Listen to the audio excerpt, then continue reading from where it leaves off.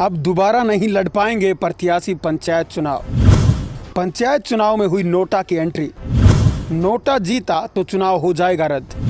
नमस्कार, आप देख रहे हैं स्टेट न्यूज़ हरियाणा और मैं हूं अमित अमन। हरियाणा में पंचायत चुनाव बार बार लोगों की टेंशन बढ़ा रहे हैं। पिछले काफ़ी समय से लंबित पंचायत चुनाव का इंतज़ार हर कोई कर रहा है, लेकिन जैसे जैसे चुनाव नज़दीक आते हैं वैसे वैसे ही प्रत्याशियों की टेंशन बढ़ जाती है। अब की बार भी कुछ ऐसा ही हुआ है।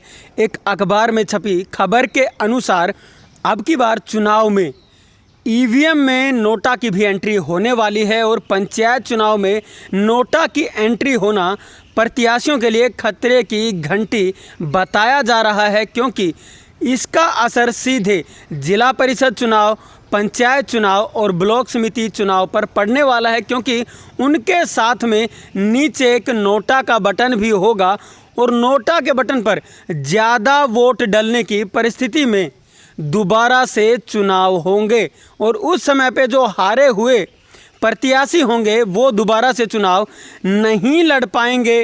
रिटर्निंग ऑफिसर ये सूचना चुनाव आयोग को देगा और उसके बाद अगली तारीख का चुनाव घोषित होगा और फिर से एक बार चुनाव होंगे। हो सकता है कि लोग एक उदाहरण के तौर पे या फिर आजमाने के तौर पर भी इसका प्रयोग कर सकते हैं, जिससे कि प्रत्याशियों की मुश्किलें बढ़ जाएंगी। लेकिन अब की बार जो पंच के चुनाव होंगे वो इसके तहत नहीं हो पाएंगे, उनमें नोटा नहीं होगा, यानी कि बैलेट पेपर से ही वो चुनाव होंगे। तो पंच इस महकमे से बचे रहेंगे या फिर इस आशंका से, इस डर से बचे रहेंगे।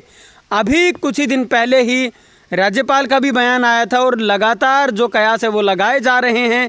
कभी मुख्यमंत्री कहते हैं तो कभी सरकार का और कोई नुमाइंदा कहता है कि सितंबर माह के अंदर ही चुनाव होने निश्चित हैं और चुनाव आयोग बार बार गाइडलाइन जारी करता रहता है। लेकिन एक अड़ंगा फिर से फंसा दिया गया है। अड़ंगा ये फंसाया गया है कि जिन इलाकों में 10% से कम एससी लोग रह रहे हैं वहाँ पे आरक्षण ख़त्म किया गया है, तो उसको लेकर के चुनौती दी गई है दीपकरण दलाल के द्वारा।